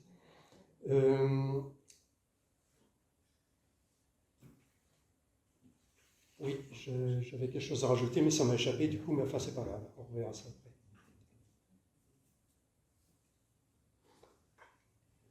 Est-ce qu'il y a d'autres interventions sur... Bah, si, c'est un débat, donc... Alors après, je crois qu'il a été, oui, il était évoqué dans les propos de Régis de dire que l'objectif, c'était pas de...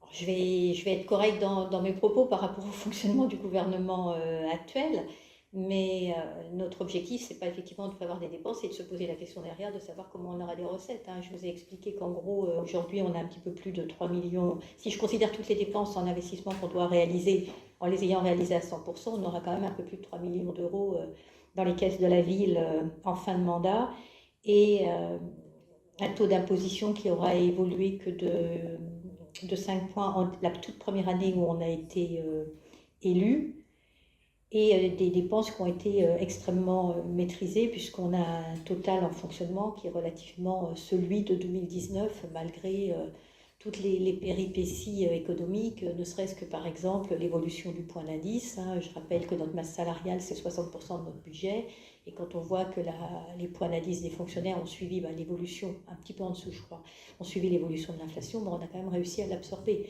Et cette vigilance on continue à l'avoir sur tous les sujets. D'ailleurs, vous l'avez vu, le projecteur s'est aussi éteint automatiquement.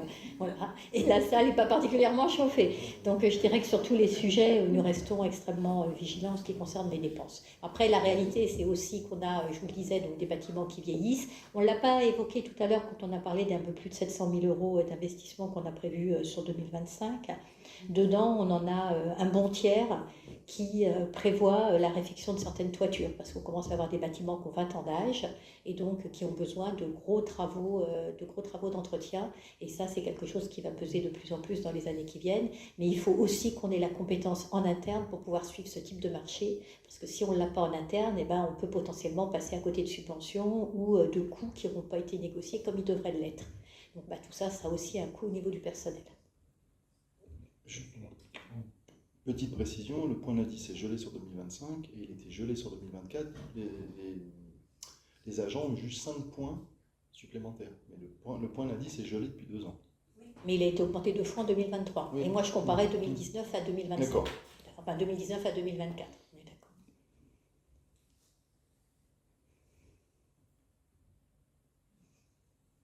Donc, des temps qui s'avèrent compliqués. Après, c'est un constat par rapport à notre proposition. Les différentes pistes ont été discutées à plusieurs reprises entre les élus. Moi, je suis à l'écoute de toute possible contre-proposition. Hein. Voilà, je pense qu'avoir un agent qui s'occupe des finances ou qui s'occupe de nos bâtiments ou renforcer la police municipale, c'est une vraie attente de la part de notre population. Voilà, donc on essaie de répondre aux attentes de nos habitants. Après, on peut effectivement servir autre chose dans les cantines, avoir moins de services en mairie, arrêter de faire des passeports, réduire la police municipale, et voilà, on peut aussi réduire les services. Ce n'est pas notre vision du service public. Maintenant, si on veut maintenir un bon niveau de service et répondre aussi aux tâches supplémentaires que nous confie l'État sans nous en donner la contrepartie financière, il faut qu'on se dote un peu plus de personnel pour en assurer le suivi. Parce qu'on a beau dire qu'on informatise, etc., mais on se rend compte au final que souvent, ça finit par nous coûter très très cher en licence, que parfois, comme il faut des mots de passe, surtout des process, etc., on est obligé d'avoir pas des doublons, mais des fois des postes et demi pour pouvoir suppléer d'autres personnes si elle n'est pas là, parce que comme il n'y a plus de papier, il faut une deuxième personne de former. Tout ça, ça prend du temps et ça a un certain coût. Mais c'est une réalité à laquelle on ne peut échapper en tant que service public. Effectivement, plus on a d'informatique et plus on a besoin de personnel. tu l'as précisé, il y a des tâches supplémentaires et typiquement le poste aussi au final. Le poste supplémentaire aux finances, c'est aussi lié à des tâches supplémentaires qui sont exigées par l'ATP et qui ne permettent plus d'être supportées par l'équipe actuelle. Ce qui fait quand même à un moment donné où toutes, que ce soit au niveau communal, départemental, national, régional, on ne fait qu'augmenter les dépenses de fonctionnement. À un moment donné, ça va coincer. Voilà. Donc embaucher 9 personnes supplémentaires, là ça passe sur le papier, mais d'ici 4-5 ans, ça sera une future augmentation et on n'aura pas d'autre choix. Alors après, dans l'hypothèse pessimiste, sachant, comme je vous l'ai dit en face, il va y avoir des subventions sur toute la partie police municipale, qui représente quasiment le 2/3 du budget d'augmentation, et que ces subventions, elles apparaîtront sur le budget l'année prochaine. Après, au niveau des loyers, on est resté sur une hypothèse basse, et sur 2025, on a mis de toute façon que le dernier trimestre. Donc l'année d'après, on aura la totalité de l'année. On présente toujours des budgets plutôt prudents, et comme on le fait quand on met le FFPIC, etc. On est toujours dans des présentations prudentes. D'ailleurs, c'est ton premier mandat, Mathieu ou Régis. Bon, j'en ai que 3 à mon actif. Les plus anciens, Alain et Bernard, ne sont pas là. Mais moi, je me souviens de... Pardon ? Ils sont épuisés, puis je sais pas.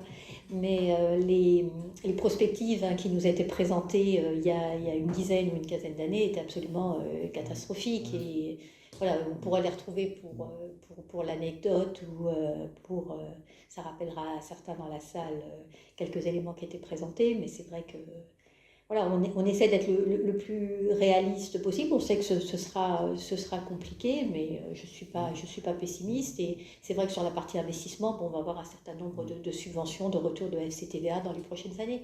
Après, en fonctionnement, oui, il faut rester très vigilant. Je précise également, on l'a évoqué à mots couverts, ce qui répond en partie d'ailleurs à une question de Pierrette, mais elle n'est pas là non plus.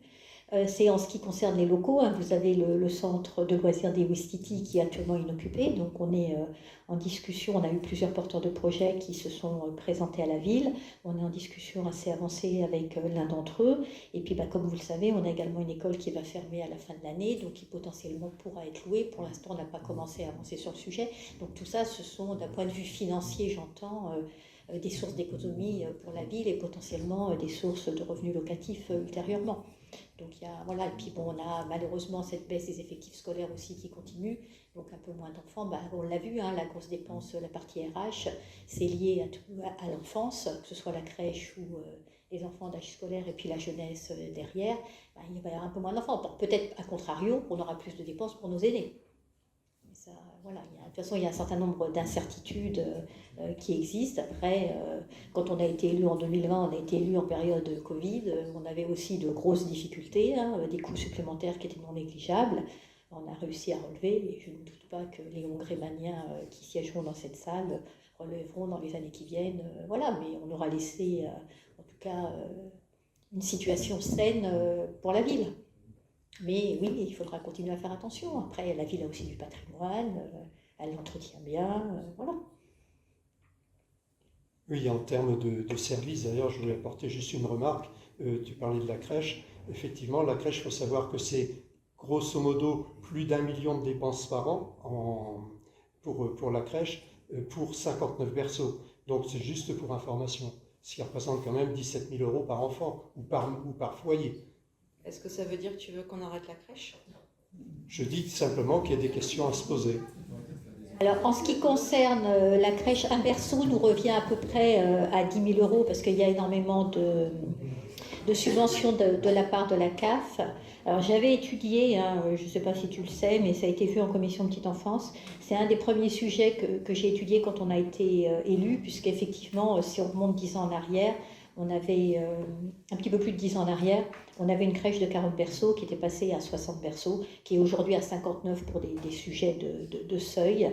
Et en fait, après plusieurs échanges avec la CAF, il s'avère qu'économiquement, c'est pas intéressant de la passer de 60 à 40. Alors à ce moment-là, il faudra complètement la fermer, mais ça veut dire qu'on n'a plus d'accueil collectif pour la petite enfance. Et je rappelle qu'il y a quand même, déjà il y a beaucoup de familles qui font appel, qui en sont très très satisfaites.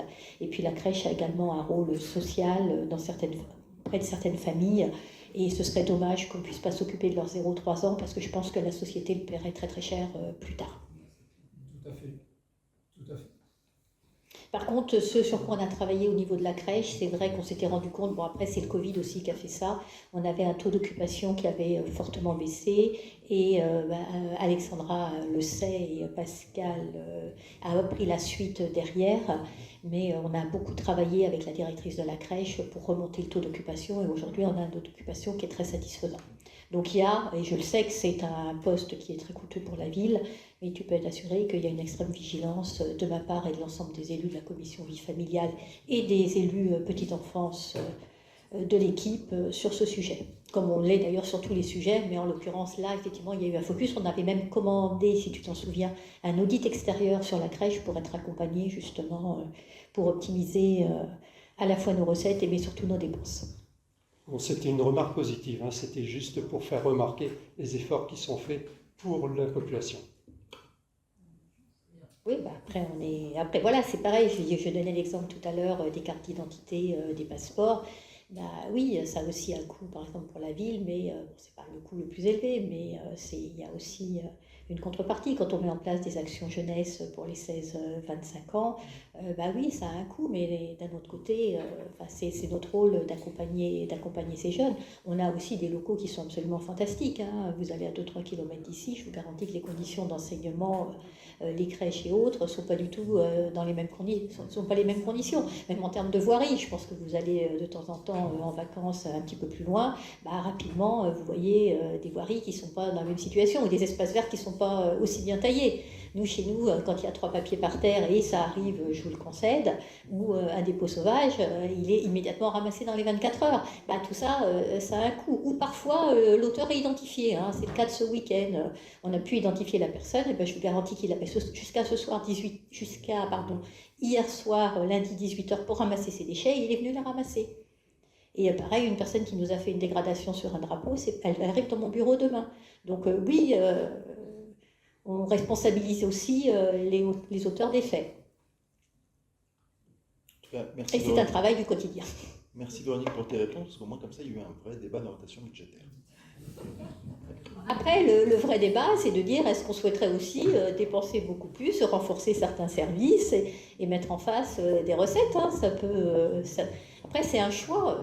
Certaines villes le font. Hein.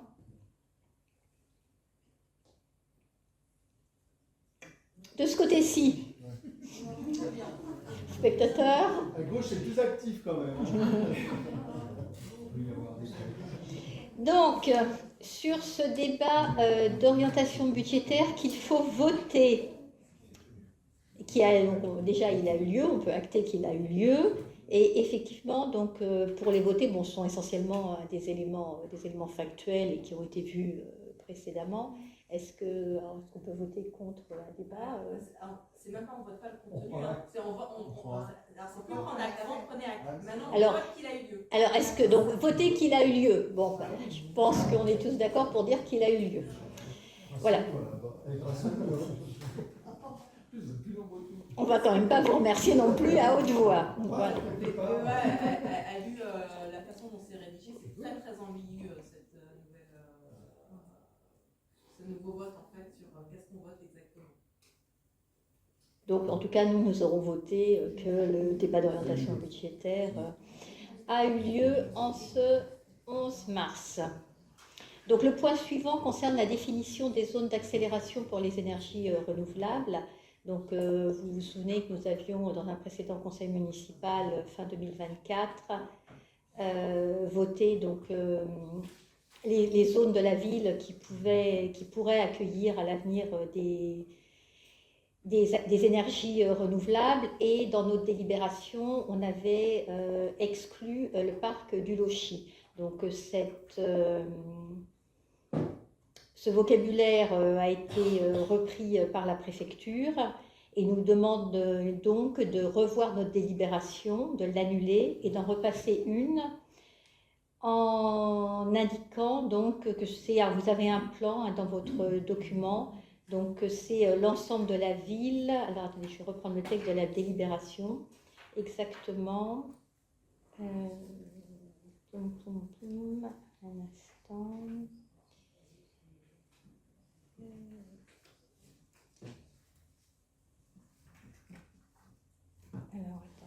Je recherche la délibération.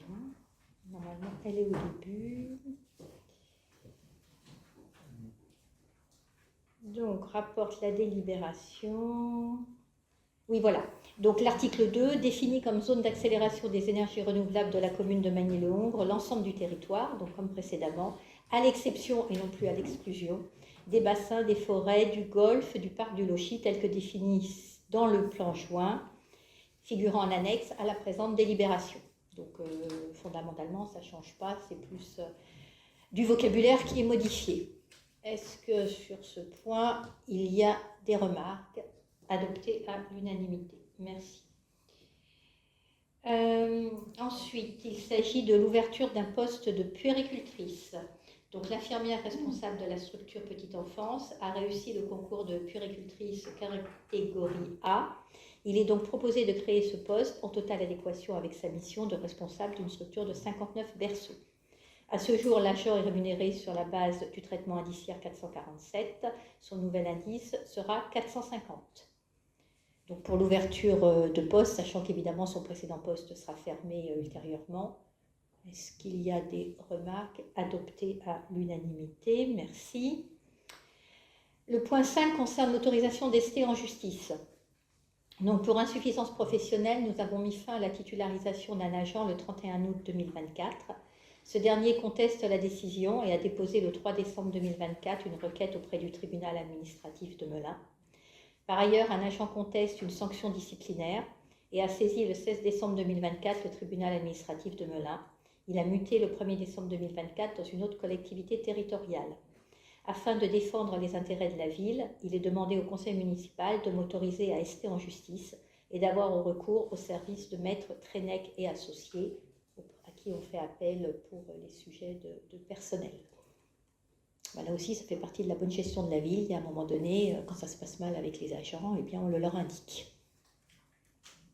Est-ce que quelqu'un a des remarques? Adoptées à l'unanimité. Merci. Le point suivant concerne l'acquisition de places de parking au sein du pôle santé. Donc, comme vous le savez, la ville avait acquis 320 mètres carrés et 10 places, je crois, de mémoire de stationnement. Donc, depuis, on a vendu un cabinet médical et une des places de stationnement. Et il restait 2 places de parking qui n'avaient pas été vendues par Office Santé, ni à nous, ni au laboratoire de radiologie, d'analyse médicale ou à la pharmacie. On s'est donc proposé, nous, la ville, de les racheter à hauteur de 18 000 € TTC. Et donc, c'est ce qu'il vous est demandé de bien vouloir valider aujourd'hui. Néanmoins, comme nous sommes en discussion avec 2 docteurs, ce que je vous disais tout à l'heure, pour acquérir 2 cabinets. Donc l'idée, ce serait de leur vendre leurs 2 cabinets avec 2 places de stationnement. Mais bon, nous, au final, on aura toujours 2 places supplémentaires. Mais comme vous le savez, 2 places de stationnement, c'est toujours utile de toute façon. Donc sur l'acquisition des 2 places de parking du pôle santé à hauteur de 18 000 € TTC, est-ce que quelqu'un a des remarques? S'abstient, adopté à l'unanimité. Merci. On a ensuite un certain nombre de décisions du maire, et j'apprécie, elles sont présentées dans le bon sens. Donc la passation d'un contrat de cession, donc c'est pour le spectacle Seul tout de Jérémy Charbonnel qui a eu lieu. Ensuite, on a plusieurs décisions sur la fongibilité des crédits, donc les virements de chapitre à chapitre. Un certain nombre de droits de représentation avec plusieurs associations en vue des magnitudes 2025. Ensuite, en décision 10, un contrat de représentation pour le spectacle de contorsionnisme qui a eu lieu dans le cadre de Magny by Night. Un autre contrat, oui, pour Magny by Night, c'était pour un spectacle de percussion qui était excellent d'ailleurs. Ensuite, les demandes de subvention pour les travaux de réfection de toiture et de création d'une toiture dont je vous parlais tout à l'heure, parce qu'effectivement le coût est conséquent, mais bon, on essaie également de demander des subventions, même si on sait qu'aujourd'hui on a du mal à avoir des réponses parce que toutes les entités publiques attendent un petit peu de savoir ce qui va se passer également au niveau de leur propre budget. Un marché, donc un MAPA conclu avec la société APAV Exploitation pour la vérification des installations techniques dans les ERP. La vente d'une arme de poing de la police municipale, puisqu'il y a un renouvellement des armes. Donc voilà, il vous est demandé de prendre acte de ces décisions qui ont eu lieu depuis le dernier conseil municipal. On va maintenant arriver donc aux 4 points d'hiver et j'ai pas Laurent non plus. Décidément, j'oublie une bouteille d'eau du coup. Alors, proposition d'abonnement à la programmation culturelle. Donc, depuis plusieurs années, depuis le mandat précédent, certains équipements culturels de l'agglomération ont établi de manière informelle un accord visant à faciliter et à développer la fréquentation du public dans chacun d'entre eux. Donc cela prend la forme d'un abonnement qui, souscrit dans une des villes, permet aux bénéficiaires de profiter des tarifs réduits donc dans les autres équipements du collectif. Donc ces équipements, ce sont, vous les avez dans la délibération, donc au fil 7 à Magny-le-Hongre, la ferme des communes à Céris, la ferme Corsange à Bailly, la ferme des Tournelles à Chessy, et l'atmosphère à Coubray. Dans le cas de Magny-le-Hongre, la mairie souhaite proposer un abonnement annuel individuel de 10 € qui permettrait ensuite donc aux bénéficiaires de profiter d'un tarif réduit de 12,99 € via WizEvent ou 12 € au guichet au lieu de 18,99 € ou 18 € actuellement. Donc les 10 € seraient perçus uniquement par la commune, pas de redistribution avec les autres villes, et donc les bénéficiaires profiteraient également des tarifs réduits dans les autres salles que j'ai citées tout à l'heure. Donc la souscription donnerait droit à la délivrance d'une carte d'abonné d'une durée d'1 an qui serait présentée comme justificatif à l'entrée de chaque équipement lors de sa venue pour un spectacle, concert ou tout autre événement. L'objectif, comme vous l'avez bien compris, c'est de rendre la culture plus accessible à tous, de fidéliser les personnes qui se rendent sur ces différentes manifestations et puis aussi d'avoir via la carte leurs coordonnées et la possibilité de leur communiquer, en plus des communications globales que nous faisons via le magazine, newsletter, les panneaux, etc., mais de les cibler directement par rapport aux événements que l'on organise. Donc sur la mise en place de cette carte d'abonnement de 10 € annuel, est-ce qu'il y a des remarques? Mathieu. Il n'est pas prévu un abonnement famille pour ces cartes? On n'aurait pas pu prévoir une carte famille? Bon, après c'est 10 €, tu fais 2 représentations, tu l'amortis. Après, c'est également, en fait, c'est une démarche qui a été initiée, comme je vous disais, il y a à peu près 10 ans. Et c'est vrai que dans les autres communes, ça fonctionne aussi à l'unité. À l'époque, la ville n'avait pas souhaité, pour différentes raisons, adhérer à ce dispositif commun. Je pense que si on rentre dedans, il faut qu'on garde quand même les grands principes, parce que sinon, ça va être très compliqué. Est-ce qu'il y a d'autres remarques? Est-ce que quelqu'un est contre? S'abstient? Adopté à l'unanimité. Eh bien, écoutez, merci pour la culture. Le deuxième point donc, concerne une demande d'acompte pour la subvention de l'amicale du personnel. Donc, afin de pouvoir organiser et réserver différentes actions proposées, l'amicale du personnel demande à ce qu'on lui verse un acompte de 14 000 € sur la subvention 2025. Ça représente à peu près la moitié du montant qui est inscrit au BP 2025, afin qu'il puisse prévoir déjà un certain nombre d'activités, puisque le budget, lui, ne sera voté qu'en avril. Est-ce que sur le versement de cet acompte, il y a des remarques? Quelqu'un est contre? S'abstient? Adopté à l'unanimité. Je vous remercie. Ensuite, il s'agit du remboursement partiel d'une concession funéraire. Donc, une famille a acheté une concession au columbarium le 28 octobre 2019 pour y déposer une urne. Le prix était alors de 450 € pour une durée de 30 ans. Cette famille souhaite opter aujourd'hui pour un cave-urne et donc libérer sa place au columbarium. Il s'engage bien sûr sur l'avant de la case du columbarium à nous fournir une nouvelle plaque sans inscription. La tarification du cave-urne est de 300 € pour 30 ans. Il nous est donc demandé d'accepter le remboursement partiel de la concession funéraire du columbarium, qui va nous être rendu, par l'émission d'un mandat de dépense de 367,50 € pour solder la concession. L'occupation a été de 5 ans et demi, le prix de la concession par an est de 15 €, il y a donc eu une utilisation de 5,5 fois 15 €, le prix initial était de 450 €, il reste donc à verser en compensation de la période non utilisée 367,50 € à la famille. Et pour la place au Cavurne, dans le Cavurne, donc il y aura un titre de recette émis de 300 € pour une durée de 30 ans. Est-ce que pour ce remboursement partiel, il y a des remarques? Quelqu'un est contre, s'abstient, adopté à l'unanimité. Je vous remercie. Et enfin, donc, on a le point que vous avez bien voulu rajouter sur table, donc, qui concerne la tarification pour l'organisation du marché nocturne, qui sera proposé donc, à la population début juillet. Donc il nous faut définir une tarification sur une demi-journée, puisque ce sera un marché nocturne, donc sur une soirée, on va dire une demi-journée. Donc il est proposé de se baser sur la tarification existante que l'on a notamment utilisée pour le marché de Noël. Donc pour le marché de Noël, on était à 20 € la journée, 20 € les 2 journées, 10 € la journée, tarification qui va probablement être revue prochainement pour suivre l'inflation. Donc pour la demi-journée, je vous propose par exposant, par professionnel présent, une tarification de 6 € pour le marché nocturne. Enfin, pour tout événement, alors attendez, j'ai un terme, tout événement à thème, voilà, de façon à ce qu'elle puisse être réutilisée après cette délibération si jamais on a d'autres événements à thème sur une demi-journée. Sur cette tarification de 6 €, est-ce qu'il y a une remarque ou des remarques? Est-ce que quelqu'un est contre? S'abstient? Adopté à l'unanimité. Écoutez, je vous remercie. Je remercie Gisèle Lafay également, le service finance, pour le travail conséquent réalisé. Il est 22h25, le conseil municipal est donc clos. Merci beaucoup.